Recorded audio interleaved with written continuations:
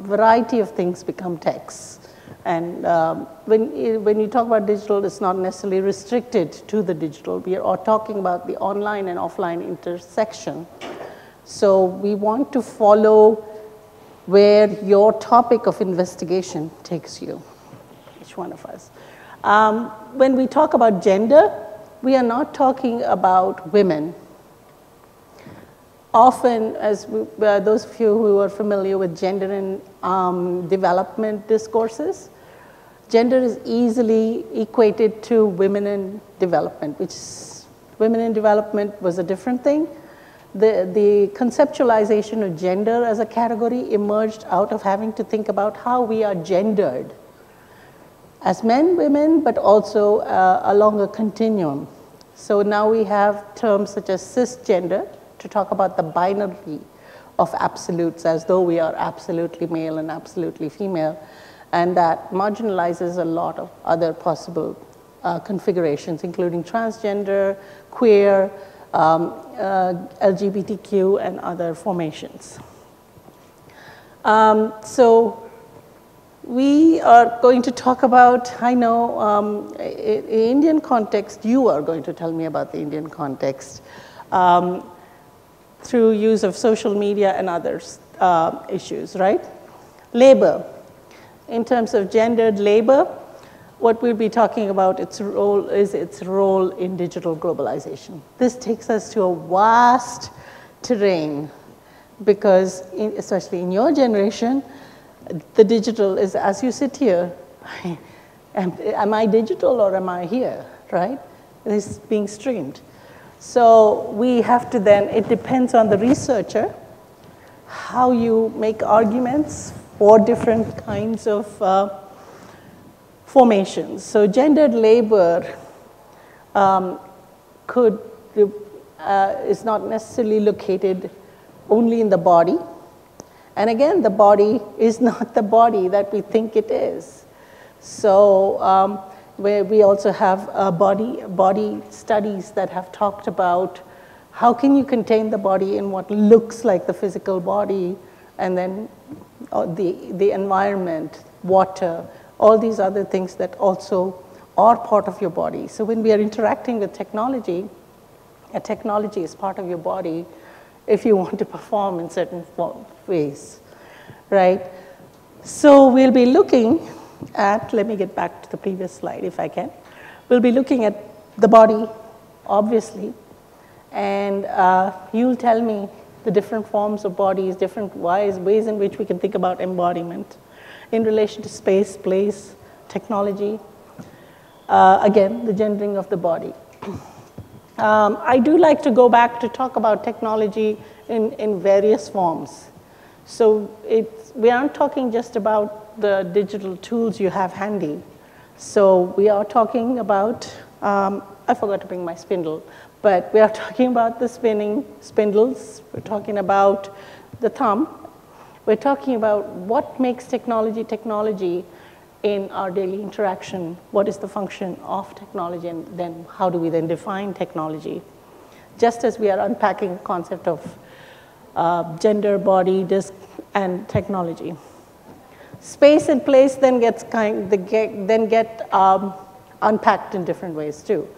I particularly like to go to Doreen Massey's work on place, where she contests David Harvey's notion of spatiotemporal compression as, and so she talks about how spatiotemporal compression can be unpacked. And there are readings in the Dropbox that we'll talk about in a minute. Now, we have this really disparate and very broad range of concepts that could be, and they're also rich. What we'll be doing is we need to develop methodologies, methods/methodologies in order to try and make it manageable for you for a particular project.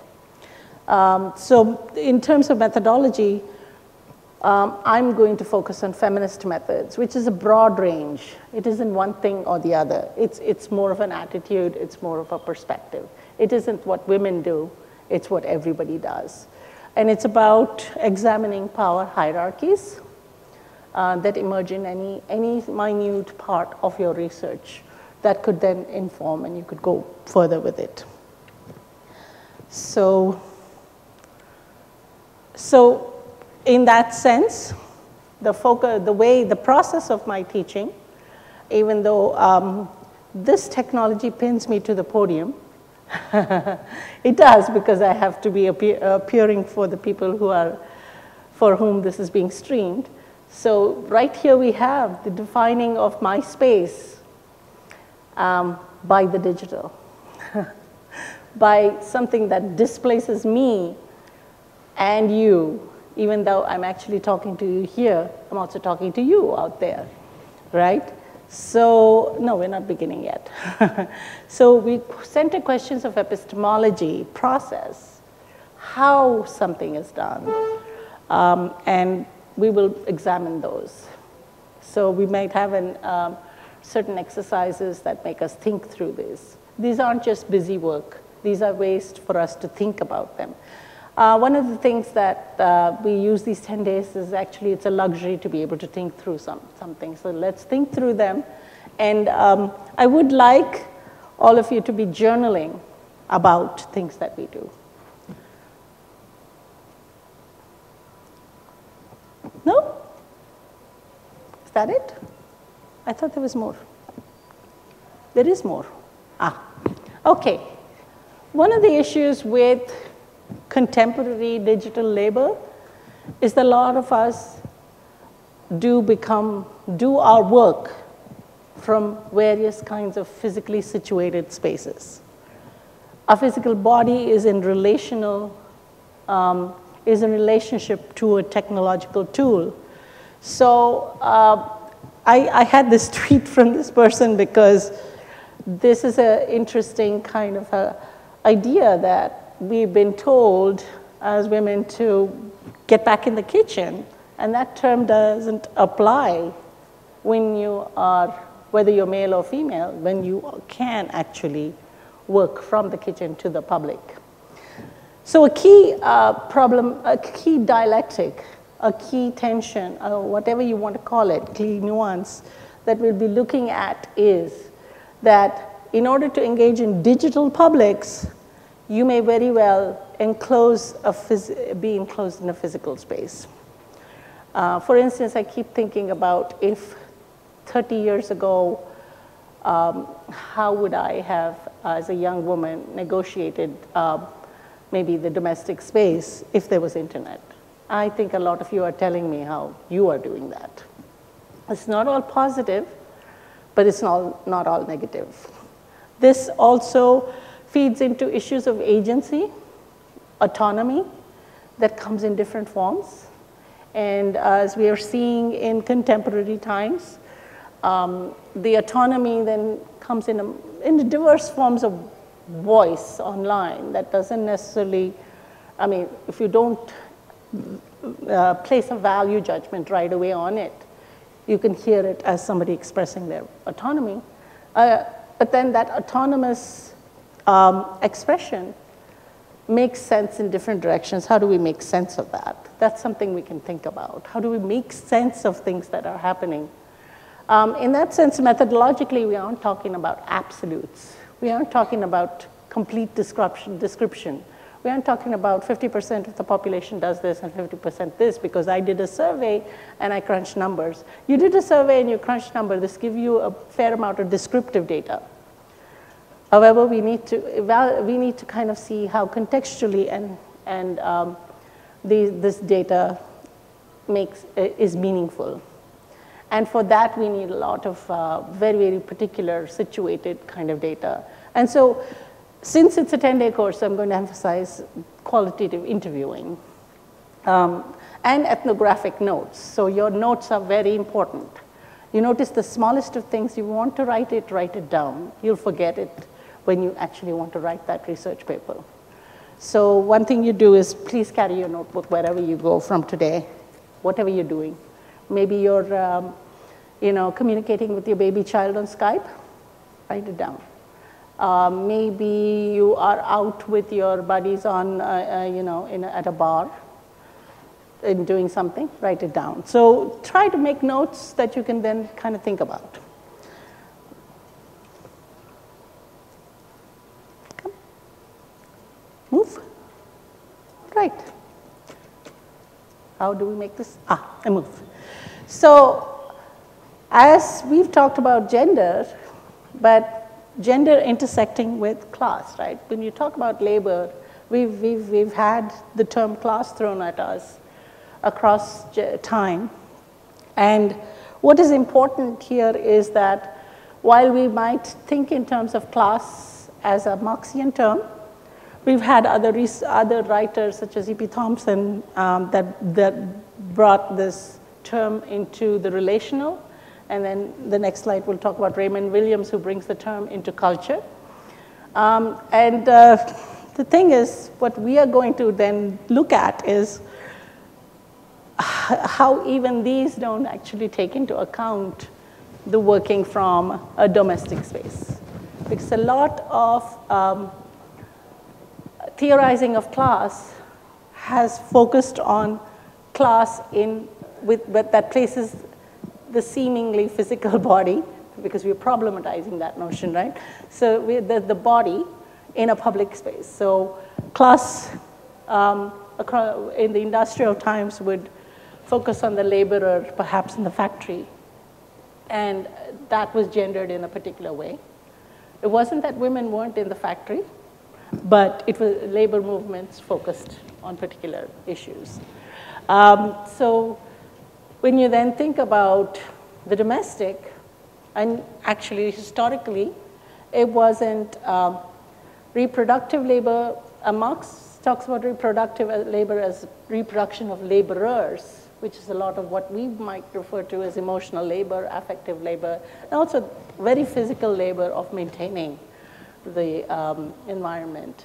But in cottage industry and other places, we know that women were doing labor that might have been considered productive even in that binary. We do, we will come to a point where you're contesting the binary itself. So you could think, depending on what you're dealing with, you will probably contest the binary as reproductive versus productive, and say, well, this looks like it's a particular kind of reproductive work, but it's actually productive to the economy in particular ways. So how does capital structure the work that you do, right? The direct connection of monetizing. And so we have Joan Scott that takes up the class as relational from A.P. Thompson, and then talks about it in terms of class and gender, histories of gendered labor.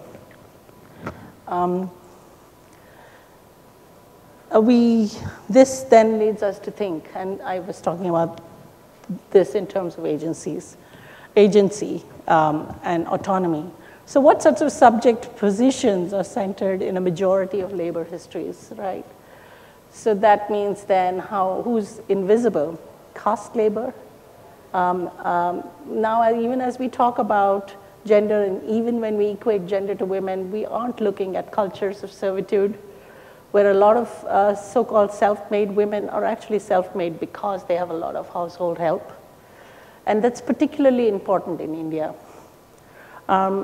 because that has been made more transparent in some other parts of the world by turning those into service industries. So if I want my house cleaned, I hire a cleaning entrepreneur.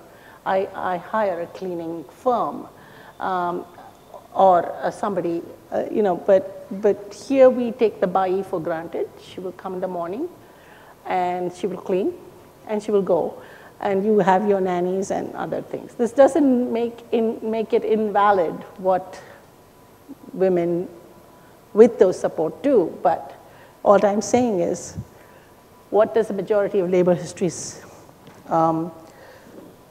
privilege, in that even in that position of cultures of servitude, it wouldn't be the people working in the domestic space that are considered labor, but the people who are working perhaps in construction and outside. So we again have a certain nuance of private, the ghar and bahar in a different way. Class itself was kind of is talked about as if it's immutable. However, it's not, and if you go back right to people like Raymond Williams, who you find that these concepts have been unpacked. But when you think about it in relation to gender and colonialism, these get unpacked in different ways. And also post-colonial nationalisms, which reproduce fanatic structures in other ways, which might, you know. So when you take your notes, when you look around, look for the power hierarchies. May sensitize, you are the tool, you are the methodological tool. It's not SPSS, it's you. You are going in there and seeing what your gut says. What tacit knowledges do you have that allows you to understand something? So in a sense, I have about 40 bytes here. All of you are computer programs that are going to go in there and interact. Just joking. But you are the tools.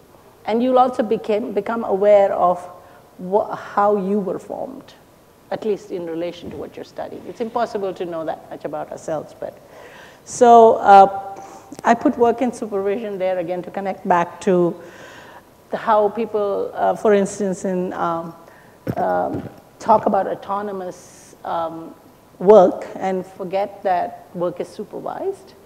And this is particularly relevant with outsourced work and other kinds of work that we'll talk about later.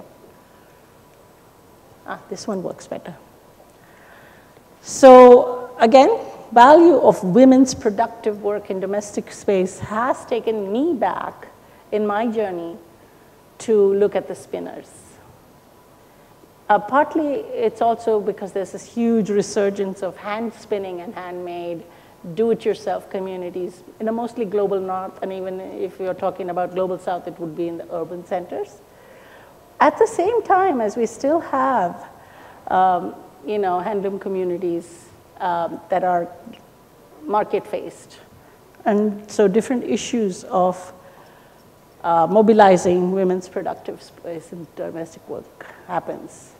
And historically, when you go back, if you want to write about women's productive work in domestic space, there's very little written actually on women spinning. That is the original productive work. If you don't have yarn, even if the yarn is made in between looking after your children and your household, there is no cloth. So these are some of the themes that we could engage. Let's see how this works. You might come up with other kinds of frameworks and binaries. You'll be building theory, or at least start to, 10 days, right?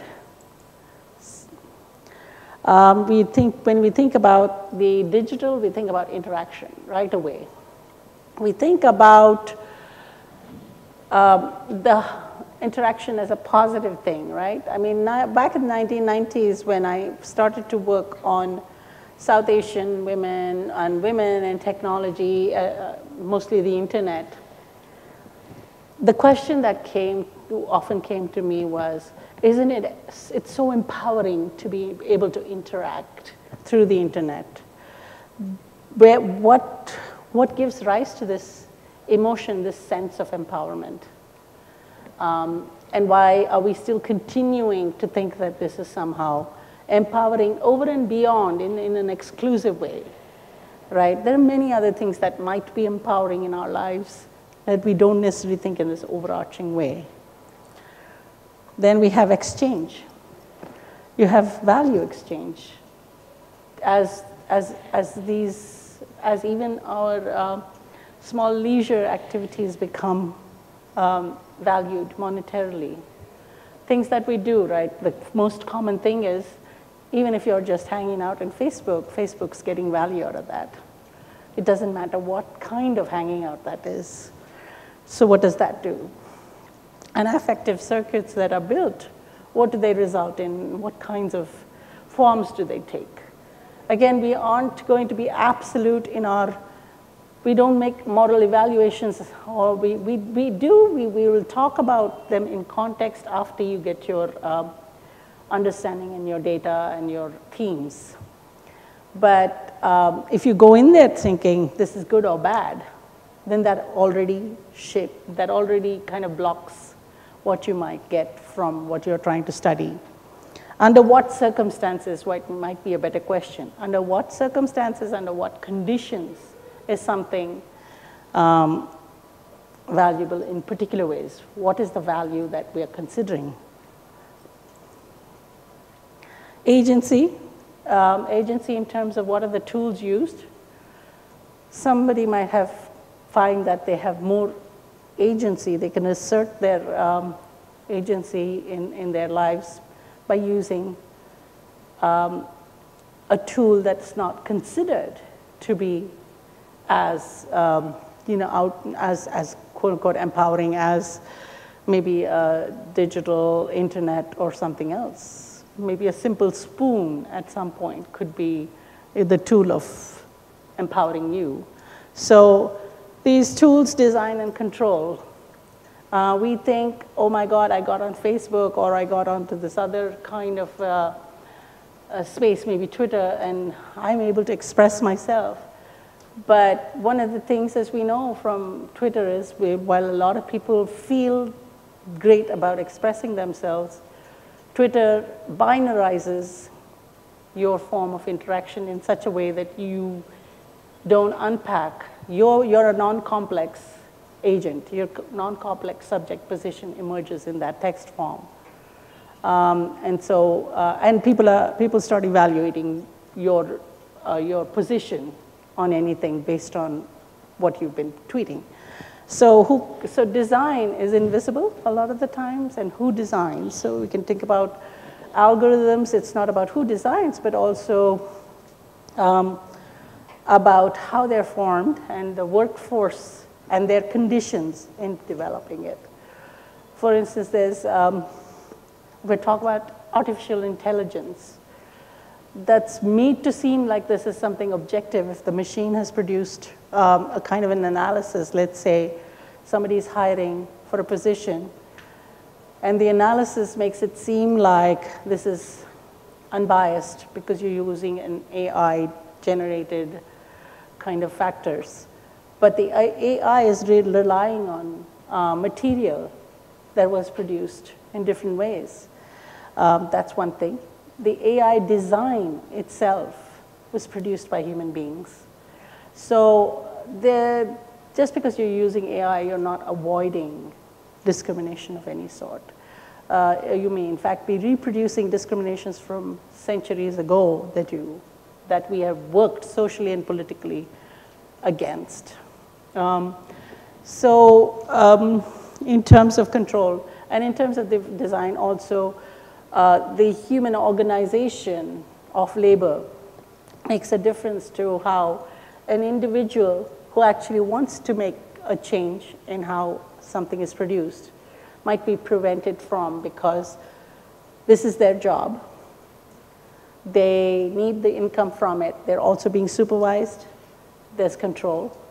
And there's a time constraint. And there's also skill constraint in different ways. So we'll think about those.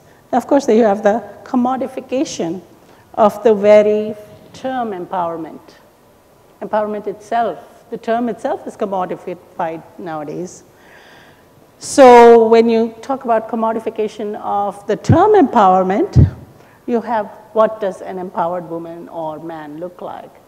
And in this context, I've done work. My most recent book, collaborative book, is on online philanthropy, microfinance in global North and global South, gaming for change, where me and my team of collaborators, we've written about how the visual and even the gaming spaces in the game design commodify particular forms of agency, particular forms of being as empowered in a very decontextual as any contextual manner. And it's all in the market frame, right, of monetizing. So entrepreneurial, that transitions into entrepreneurial because, well, a lot of this has to do, connects also with NGOization and ITization, and then you have the entrepreneurs. We are all compelled to be entrepreneurs because it seems as though we don't have enough jobs in the world. Institutions, so, and also the temptation for a lot of couples, whatever gender or range of sexuality, they tend to try to negotiate the nuclear unit in different ways, right? If one of the partners can be entrepreneurial and manage the home space perhaps alongside being entrepreneurial, then the other partner can do a whole full-time other thing. That's just one example. So then we come across terms like invisible labor, machinic subjectivities, digital housewives. I'm just putting up bunches of reading, and if you do a search in any of the readings and some of the terms that you want to explore come up, feel free to read. So, we are still doing actual work. Yeah, we'll go back to the actual work because we haven't done it yet. How do I go back? That's okay. I'm not done talking. How can I be done talking previous? Okay, now in terms of the actual work, what I would like to structure this class as is in groups, and the actual work is collaborative. We will teach each other about these issues. We produce knowledge together, and so the actual work will be the readings. Let's say I'm going to ask you to actually do something now, and I'll tell you what. And I'll look at what you do right now this evening and put you in group. We'll get you guys in groups tomorrow. So the readings, your groups will select, and you will actually go outside the Dropbox. The Dropbox is just like, gives you kind of a trailer of what you can get at. You might get at something else. But most important to this course is your engagement with the empirical context. I don't mean numbers, I mean empirical as in the world outside. So each group will ideally, I think the syllabus says 5 hours of field research. So let's break that down into interviews.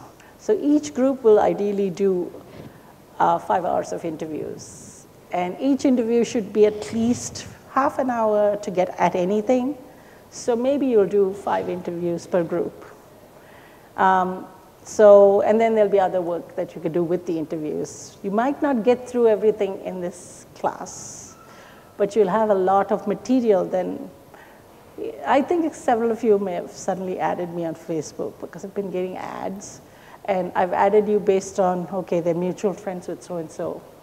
So, yeah, but we'll be in touch. So, and so this is the funnest thing I do in my life is produce knowledge with people who bring fresh perspective and different perspectives to anything I'm thinking about. So don't think that you're coming out of this class with no paper. What you will come out with is a report. So to make things easy for you, as you look at the qualitative interviews you do, I'm not going to ask you to transcribe them now. The transcription itself will take all the 10 class periods. I'm going to ask you to kind of listen to the interviews in the group and then identify themes. And then think about them in relation to social constructive, grounded theory, and have those themes and have quotes with those themes. This is basic descriptive work. And then when you put them in dialogue with things that you are reading, I like to give basic, easy to do things because that unpacks it. So those of you who might have highly theoretical ideas in your head, you'll suddenly see them manifesting in the actual interviews. And so you'll be like, oh my goodness, that's happening there and I have evidence for it. And then we can talk about how then you write and build theory, and you create, let's say, the theory of Shailaja, or the theory of Arthur, or the theory of Srinivas, or the theory of Khan. We'll do that, okay? So each of you is going to be building theory in this class, which is the most funnest thing to do once you actually have the interviews. So the sooner you get to that, the better, right? So the sooner you just go rush to get those interviews, the better. Let me tell you some of the topics I'm interested in, almost anything. But particularly one of the things I've had difficulty in getting data on is the usage by our bais of the cell phone, mostly because I don't sit around watching, even when I'm here, watching my bai or other people's bais using the cell phones. So we'll also talk about research ethics, right? So yeah, you just watched your bai or your child's nanny using the cell phone, right? Do you take pictures? No. But you can narrate it conscientiously, and that's where you will hold each other accountable to the ethics of narration. You can interview your bai and let her know that she needs to be careful about what she says. I'm using a she because a lot of our bais are she's. And also, you need to make a judgment call also about if she suddenly told you something highly personal, you don't want to use it. You can refer to, oh, that was highly personal, this was whatever, but you will not use it. So you will hold yourself to research ethics, not just the IRB boards.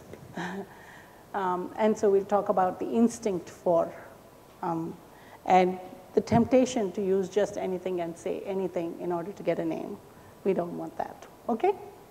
So that's going to be the actual work that we are doing.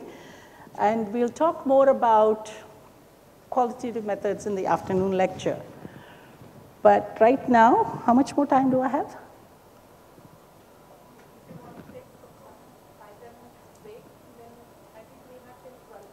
Okay, so why don't you guys take your 5 minutes?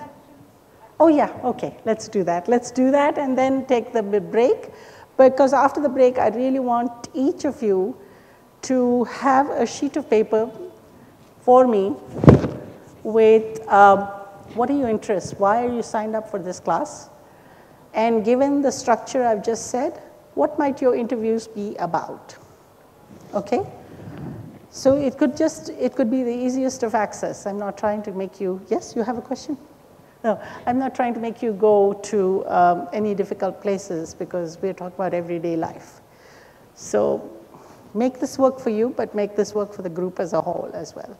Okay? And I'm sorry for missing that part about the introductions. Who cares who you are? It's all about me. Right, I'm just kidding. Yeah, so where do we start with the introductions? Start with you. Myself, Sangeeta Kulkarni. I'm doing research in education, and by profession, I'm biotechnologist. Biotechnologist. Oh, wonderful. Good morning, ma'am. Dr. Sapna, Associate Professor with the Department of Communication and Journalism, University of Mysore. University of? Mysore. Mysore. Good morning, ma'am. I am Devprita Rahut. I am a research scholar in the Department of Journalism and Mass Communication, Calcutta University. Which university? Calcutta University. Calcutta. Okay. Hello, I'm Debjani Datta. I'm a PhD scholar in English literature from the English and Foreign Languages University. Okay. Do I have you on my Facebook by any chance? No. I have a lot of Debjanis. Okay. Yeah, hello ma'am and hello everyone. I'm Anandita and I'm pursuing my PhD from University of Hyderabad, the Department of Diaspora. Okay, you're one of the two from there. Oh, no, you're not. You're from the Department of Diaspora. There are others from University of Hyderabad, I hear. Okay. Yeah. Good morning, ma'am. I'm Shomjita Pandey. I'm doing my PhD from IIT Kharagpur, Department of Humanities and Social Sciences, and my subject is English literature. My name is Deboshmita. I am a PhD student at the Department of Women's Studies in this university, and I'm working on Dalit women writing in Bengal. I look forward to learning from you. Hello, I'm Surekha Bharti. I'm also here doing my PhD in Women's Studies Center. My topic is sexuality, labor sexuality. Excellent. Hello, I'm Anurekha. I teach at the Department of Sociology at Pune University. And I generally work on gender and development. And now I've forayed into issues of power in the mentoring process. Oh, wonderful. Yeah, thanks. Hello, ma'am. I'm Shamika Dikshit. I'm research scholar at Mudra Institute of Communication, Ahmedabad. And my area of interest and area of research is I'm working with female yoga practitioners on Instagram. Oh, wow. Yeah. Okay.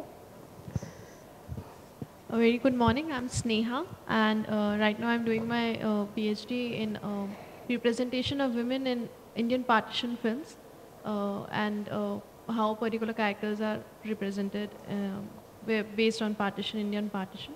And I'm working in Symbiosis Institute of Media and Communication. Here? It's Symbiosis Institute, in Symbiosis International University. Okay, okay. In Pune. Okay. Hi, good morning. I'm Sugandha.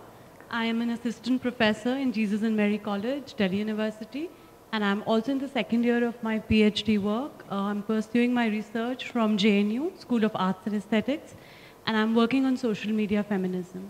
So you're Sunanda who contacted me? Yeah, Sugandha. Okay. Hello, ma'am. I'm Anugya Asthana. I'm pursuing my PhD from IGNOU, and actually my PhD thesis subject is not directly related That's to. okay. That's fine. But it is related to digitalization and Indian newspapers. See, that's where we can learn from you. Yeah. नमस्कार madam, मेरा नाम रजनी यादव है. मैं इग्नू नई दिल्ली से research scholar हूँ और मेरे रिसर्च का शीर्षक है महिलाओं से संबंधित हिंदी समाचार पत्रों की भाषा और उनका प्रस्तुतिकरण. ठीक, then I will learn from you. Good morning, my name is Vishram Dole. I'm a teacher in the same department. Hello ma'am, I am Dr. Neha Chaudhary, Assistant Professor in Sociology, DAV PG College from Banaras Hindu University. And my area of interest is gender studies. Recently I work on the topic of transgender, and I am trying to writing book on transgender. Great. Hello ma'am, my name is Parul. I teach here at the department, and why I'm very excited about this course is because I'm teaching media technologies. I'm also a part of the video production faculty here, and I'm trying to get the class to think on sociological lines about technology, something that we don't do enough in classes. Okay. So I'm hoping to learn from you on that. Cool. Thanks. Hi ma'am, I'm Amulya Kumar Raju. I'm a doctoral researcher in the Department of Communication, University of Hyderabad. My broad area of research is feminist media studies. I'm looking at how Indian millennials get a sense of gender, gender politics, feminisms, and feminist parenting in India. Okay, and you're working with Usha or somebody, right? Good morning, I'm Ajit Gagre. I'm an assistant professor in the same department, that is Department of Media and Communication Studies. I recently finished my PhD with the title Ideological Analysis of Reality Television, and now I'm working on a BCD project which in the domain of morality and television viewing. Thank you. My name is Aparna Subramaniam. I recently finished my master's from this department where I wrote a dissertation on archiving of cinematic heritage in India, which was my 6 years of profession previously. I look forward to go for higher studies in the next fall based on moving image archives. And I've also written a mini dissertation on queer representation in Indian cinema in my third semester. Yes. So we've got a really diverse group here. Hi, my name is Shobha. I am a media professional currently based in Bangalore. My research interests are, my work and my interests, research interests are around the area of social media, gender, and open access and open knowledge. So when I heard your voice, I recognized you. Hello everybody, my name is Devina. And I'm also a student of Department of Communication, University of Hyderabad. Usha ma'am, student again. And what I'm interested in is young people and digital and social media. Hello ma'am, my name is Gautam and I am a master's student in this department. That's it? What are you interested in studying? Just learning? I haven't decided Okay. any topic. You're going to have to write that. My name is Amit and I'm a media research student in the same department, and I'm looking for spoken slam poetry and feminism in India. Oh, all right. Okay. Good morning. I'm Devika Sakhadev. I am a second year student at this department, and right now I am interested in refugee crisis in India. In India? Yeah, especially the Rohingya From refugee. Rohingya. Fantastic. Hello, my name is Kritika. I'm a second year student in this department, and my research topic is related to the Facebook groups from community building to a business model. All right. Hi, my name is Pranjal. Even I'm a student of this department, and I'm working with Kritika on a similar topic, and we are trying to understand how these communities exist online on different social media. And we also want to look at the business model associated with them. Hello ma'am, myself Dhamma Ratna. I was student of the same department and now doing my PhD. My research area is around sociology of digital exclusion, specifically in rural areas. Oh, wonderful. Thanks. I'm glad there's rural areas too. Yes. Hi, I'm Damini. I just began working on my PhD in this department. I'm particularly interested in how women watch and make sense of commercially successful Hindi films, and what their strategies are while approaching these kind of cinematic texts. Hello, good morning. My name is Vizo Konyo. You can call me Vizo in short. I'm spoke also too close to the mic, so I didn't get both names. My name is Vizo Konyo, but in short you can call me Vizo. Vizo? I'm also a research scholar here in this department. I did my master's from University of Hyderabad. And, I'm interested in media ecology and digital identity. Okay. Hi, my name is Anushka Masan. I am a second year student in this department, specializing in media research. Currently, I'm trying to research on the binge watching phenomena in India. Netflix? Do you have the binge watching on Netflix? Yeah. Hi, my name is Shubham Patil and I am a master student here. My interests are political communication through internet means. There's Hello, a lot everyone. in that. Yeah. Hello, ma'am. My name is Amit Jana. I am a student here, second year student. My interest lies in crowdfunding through different independent filmmakers and how the communication methods they apply for getting the funds. Right, wonderful. So now I'll just sit back and get you guys to teach me. There's so much good stuff here. So what should we do next? Have the break? Huh? Oh, okay. So we can maybe wrap it up instead of having a break, right? So if anybody needs to go to the, as they call it, the necessary, you're most welcome to leave. It doesn't matter, and then come back. So as I said, this is the next half an hour, 20 minutes. What we'll do is each of you just go heads down into your pad.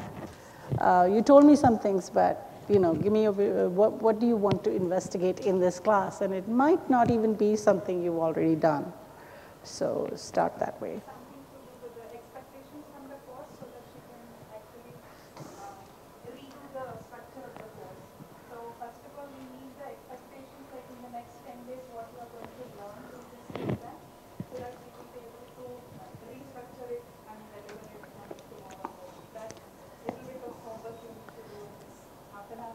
Yeah. And then a caveat to that, we may not be able to deliver everything you say. So it's within my knowledge base and what we can help you with, okay? And the time. Thanks. So I'll go sit somewhere. Yeah, turn it off.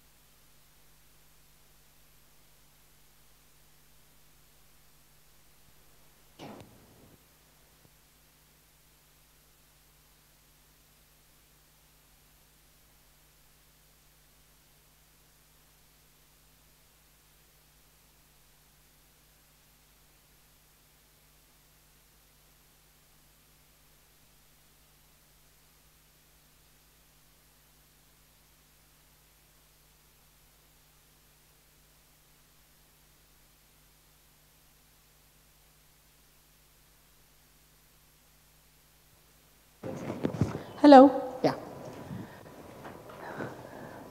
Okay, I hope all of you have written your names in that. Because I forgot to tell you to put your name on it. Anyone forget? Find your sheet and put your name on it. I'm sorry, that's my mistake. So it's not a test, and I think those of you who've said, I want to see where it's going, that's not a bad idea. But what this is going to do is, it's going to help me think about the kinds of groups we can have. Again, that's also suggestive. And that means then that those who've written kind of are defining the structure of the class. Those who haven't are following, and that's okay, because you'll change something else in the group dynamics. So I want you to be aware of the process. And you also have to be aware that as we are talking about methods and themes and filters, a major filter is how I read what you write and how I see the potential for a certain topic in what you've written. So then it'll be like this, you know, putting you in an NVivo and searching. NVivo is a qualitative research methods program, and they're doing a search for keywords that are embedded in my head. So if it turns out that a lot of you are talking about discourse and the body in a certain way, and so I'll put things out. Okay?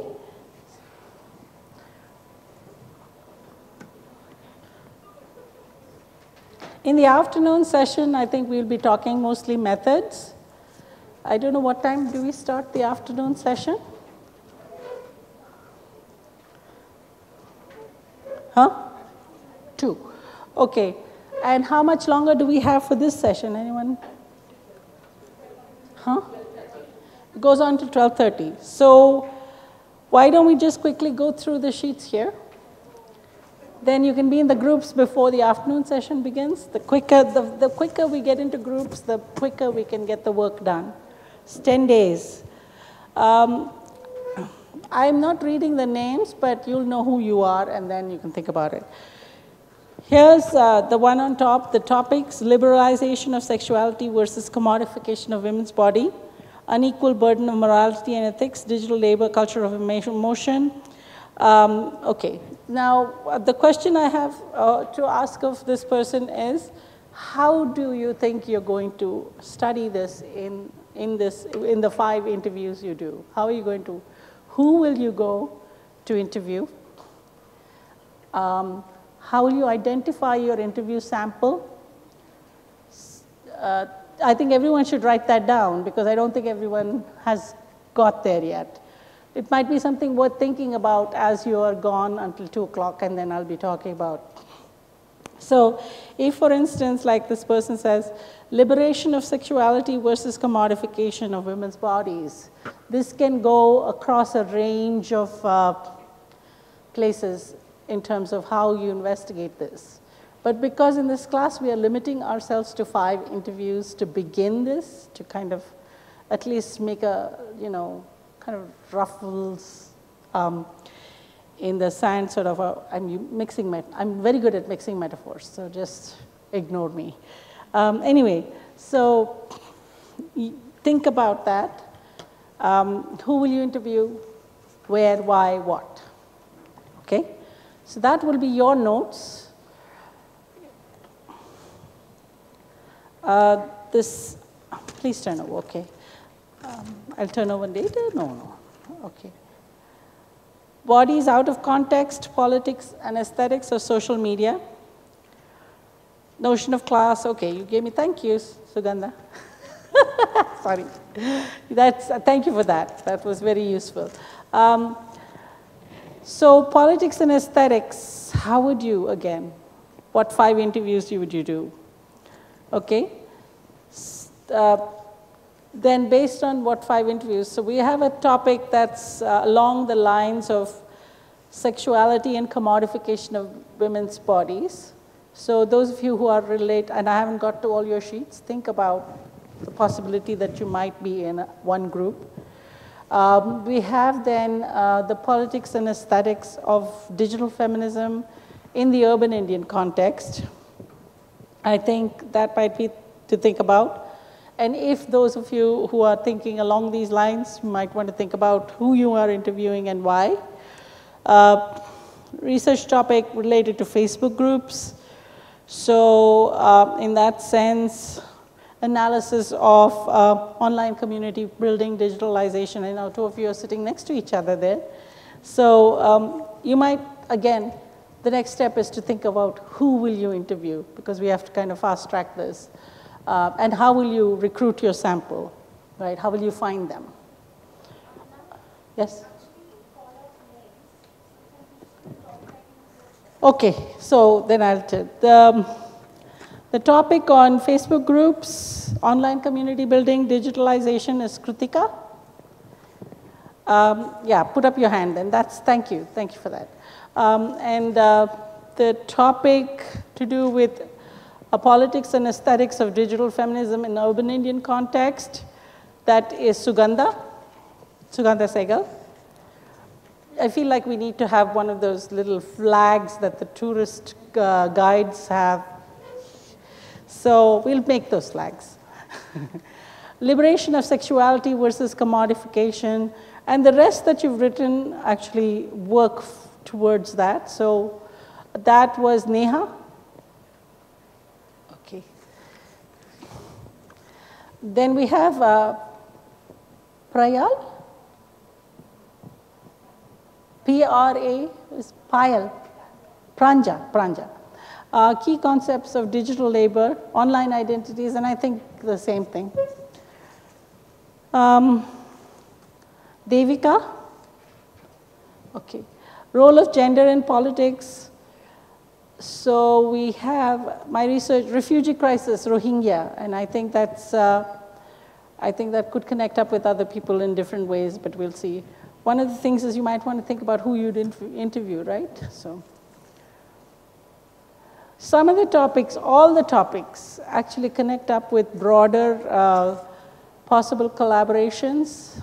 And I would encourage you to stay in touch with me because I'm linked up with various other collaborative groups that actually, that would then grow your research, but also give you opportunities to build panels for conferences. So, and then write together with other people and do comparative work, okay? So, this is Rajni. Rajni Han, okay. And aapne, I'll talk horrible Hindi. So I'm originally from Hyderabad. So my husband makes fun of me when I speak Hindi. So I'm not going to speak Hindi. So what you're talking about is the sensationalization of sexual abuse, murder, right? Stalking, killing. So in the presentation or portrayal of women in the news, how media present women in the social world, how it affects the image of women also. So I think yours could go with the commodification, but you're also, I mean, there's bound to be people interested in looking at representation of violence against women, so we'll proceed. Okay. This person kind of forgot, Anugya. Anugya? Yes, ma'am. Anugya. Okay.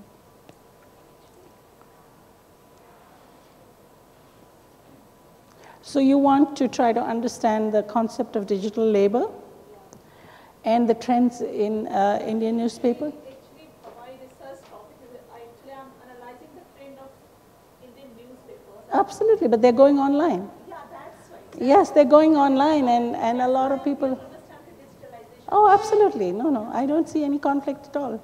It's very important because many people separate out journalism as journalism and then digital media research as digital media research, but digital labor is exactly what goes into the online component of, and so yeah, mapping that history is important. And so. Absolutely, yes. And who gets access to the information, right? Yes, which goes back to, so think about connections and people. And again, you don't have to have an absolute overlap. If you feel like you're with people that you can actually connect with and have a dialogue with over the issue. Sometimes there's different ways in which you kind of grow your knowledge, right? By having a homogeneous group or by having a really diverse group where you're actually pulling at each other. There's Devjani. Yeah. Informal sector. Okay. Think about the interviews you might do to get this in terms of how you define the informal sector interviewee, if you're going to get an informal sector interviewee. So do that. Somjita. Okay.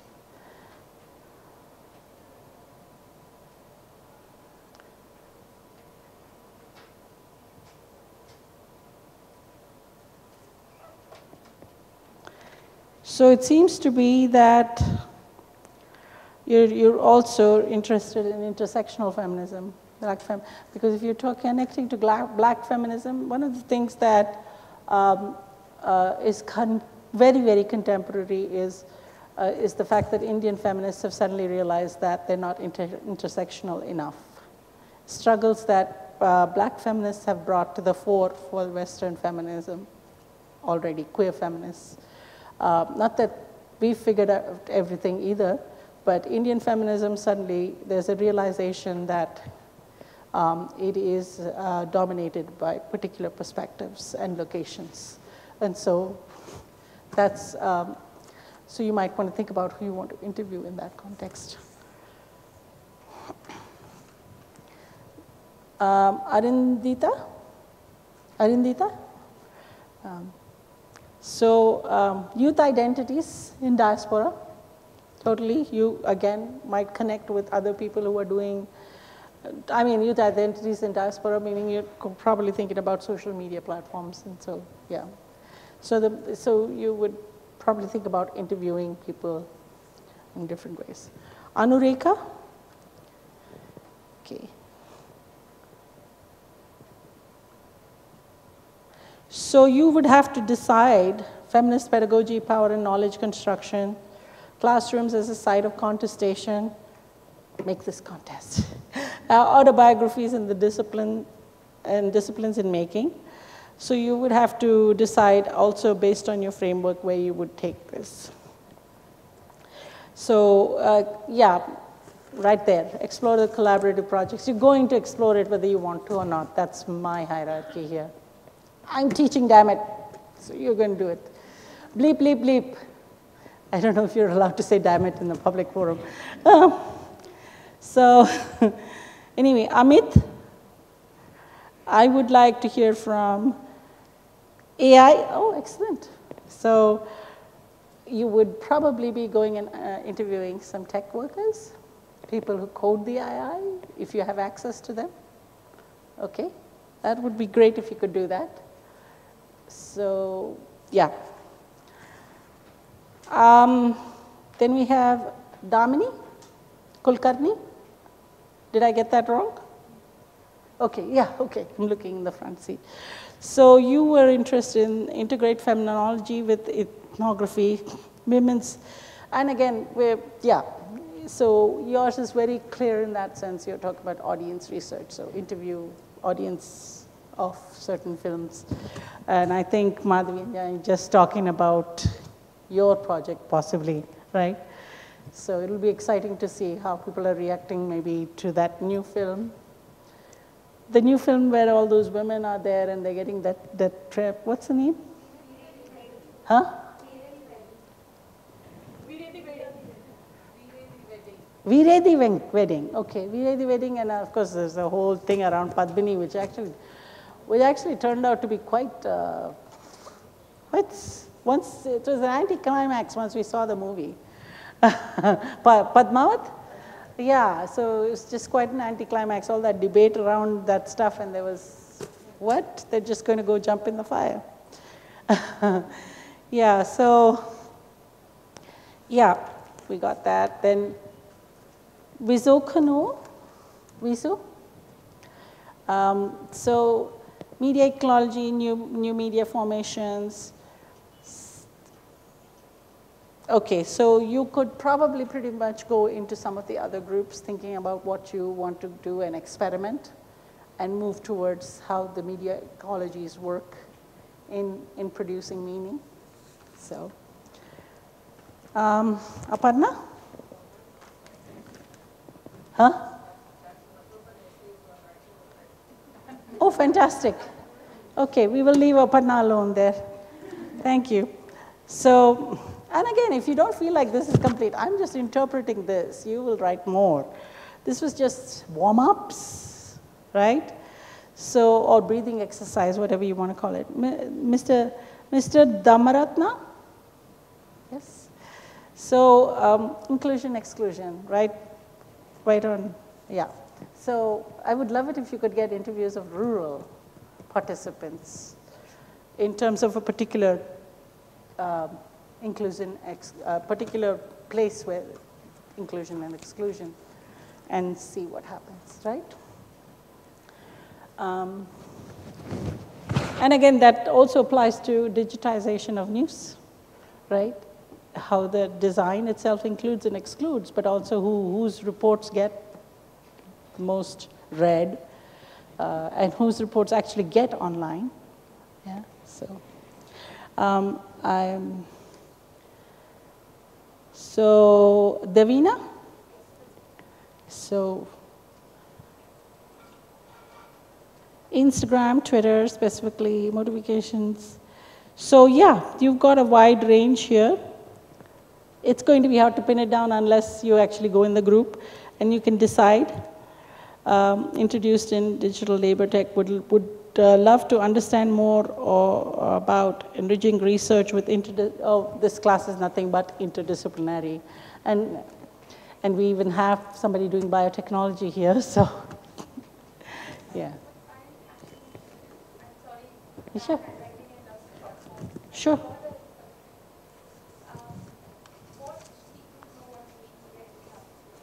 In class. Yeah.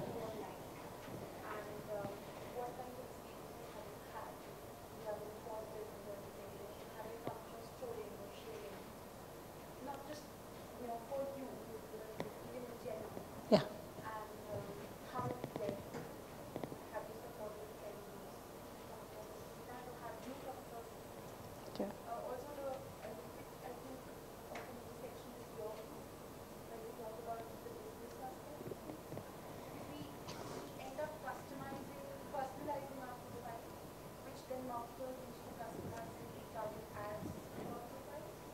Yes, absolutely. And that actually alerts me to the fact that some of you might actually start with interviewing one person from the class, but I'm going to discourage you from interviewing all 5 people from the class, because we want a diversity of input. You will have understood what your classmates are doing by the end of the 10 days to a certain degree.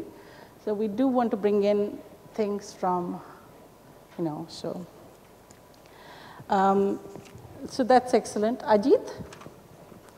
Hi.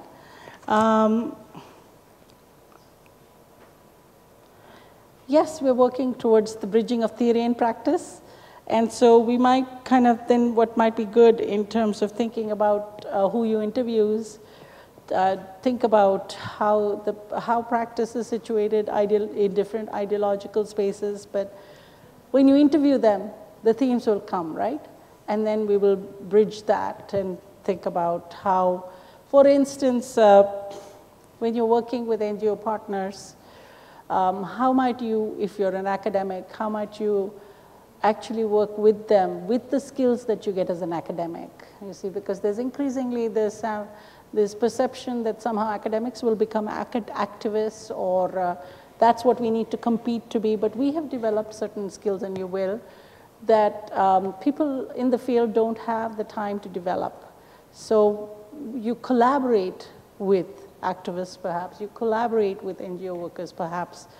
You don't necessarily become them, but that is because we have to develop the skills that we can develop and engage with them, and they find it. So what does it mean to then build theory through a practice space? Excellent.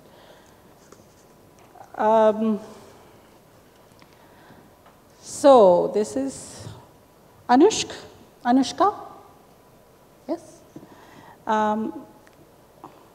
So you will get the skills that you wanted, almost definitely.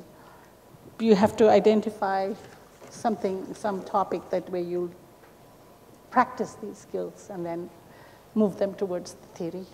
But so we'll be talking about qualitative research methods and the process. That's fine. Today, later. And if I've missed anybody, please do let me know, because sometimes I'm mixing up these. So this is Aparna again, who said she would rewrite it. So I'm going to get to that. Ethnomusic archive. Oh, fun, wonderful. Technical role, interested in ethnographic research, how it works. So this is where your journals come in. Very detailed journals, as detailed as you can. I know this is an exhausting course, 10 days, zip, zip, zip, but it's a good idea for you to go back. And whatever else you have planned, just spend half an hour making notes. It may seem like you've actually done nothing this first day, because this is like an introductory and just key concepts. But you haven't done nothing because your mind's working through those concepts, and I can already see that happening here. So ethnography starts now. It started a while ago. It started even before you came to class and you started observing me on social media and wondering what you'd got yourself into. So I think Aparna's interest is also in making education inclusive for all.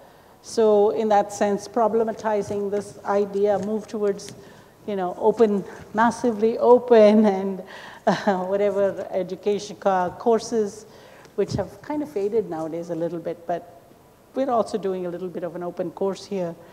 So how do you then develop different pedagogies for that? Yeah, so who is this?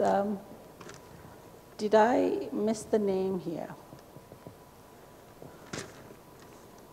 I think I missed the name. Anyway, feminism and home in today's digital dominated world. You might recognize what you've written. So again, you just need to move into a group, and I'm sorry, I couldn't read that name. I think it's gone. It's in your sheet. Sangeeta. Feminist methodology, well, you've got that. That's going to be throughout everything, even starting the way we are approaching this course, both methodology and pedagogy. So basically, you have to decide what you're going to do your interviews on and move to that group. Gender discrimination in media houses. Okay, great. This is Dr. Sapna. That's, so I guess you would interview people who are working in media industry. And so we'll get that perspective in.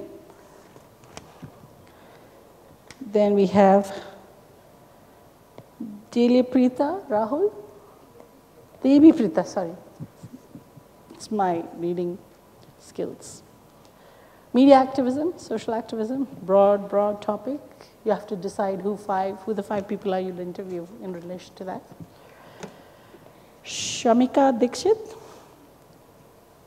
Shamika, oh, okay. Identity construction, you have a very specific topic already, so just go ahead and interview 5 people. And those the theoretical theory building will come from that. So then we go on to Sneha.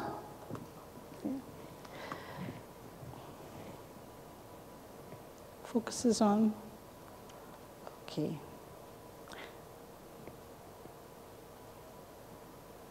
Films, okay. And so decide who you want to interview. I think there's a bunch of you doing film-related things, and you can probably think about forming a group. Devasmita?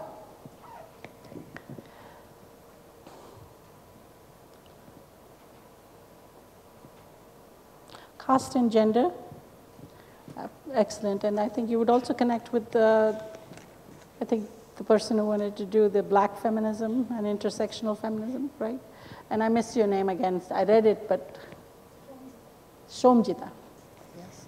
So, yeah, and again, this is your choice. I'm not dictating that. If you want to, you can. Surekha? Okay. So,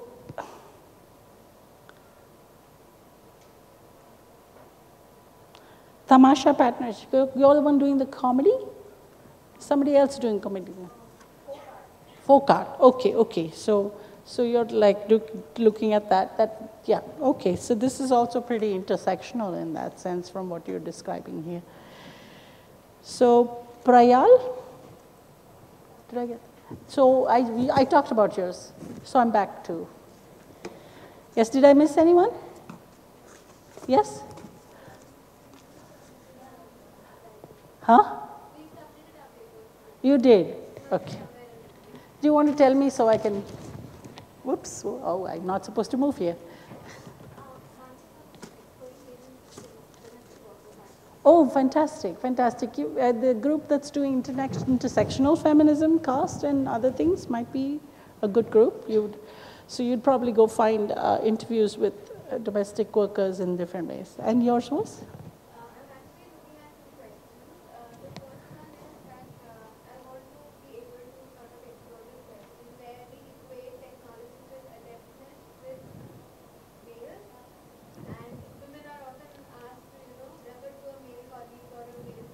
Hierarchy.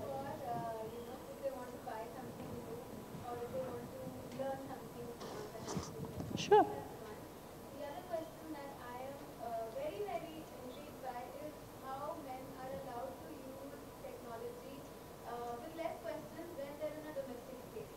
So if a man is using a phone or if he's using a laptop, he's considered to be, doing serious work.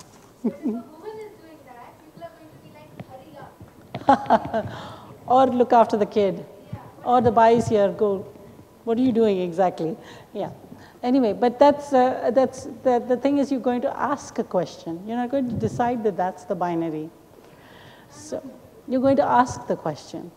You're going to ask, so, I mean, this question I'm very familiar with, as Shobha knows. I've been asking a million people and about that kind of thing, and that took me in such directions for the book that actually the manuscript is now being revised for publication. But I don't have all those interviews used.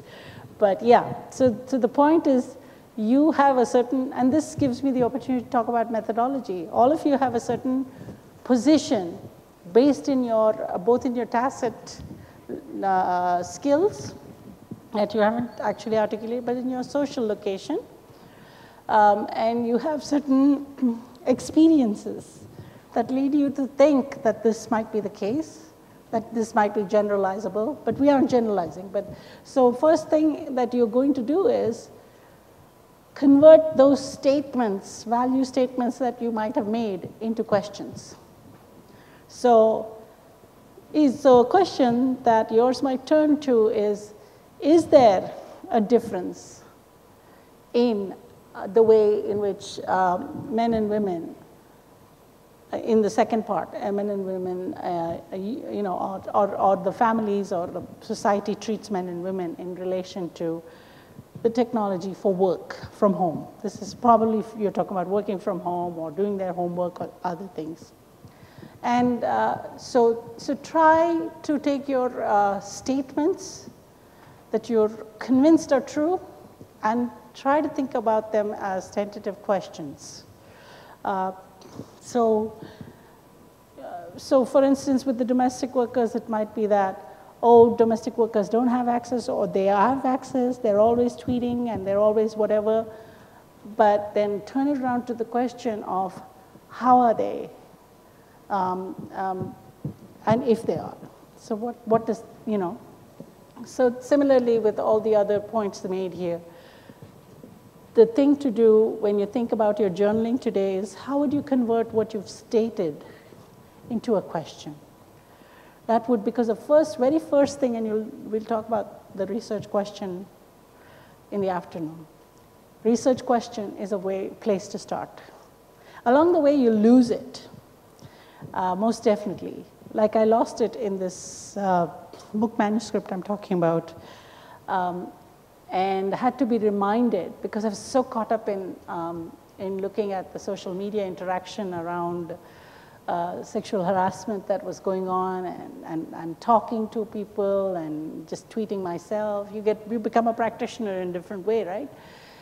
And so my question got lost, and this colleague of mine, she asked me, so what are you working on now? And I started to give her all these side stories and all these many stories, and I kept talking. And then she says, wow, it's great, but what's your research question? And I said, oh my God, that's why I'm not able to focus, right? So you might have to re-articulate your research question by the time you're done with your interviews, but start with one, okay? So that's your kind of homework today, is to actually think about what your research question. We'll talk a little more about research questions in the afternoon. The other thing is, I think we might have time in the afternoon to actually form the groups. So I want you to be thinking about that as you head out to lunch and things like that. And so thank you very much. How do I turn myself off? Thank you. Long breath.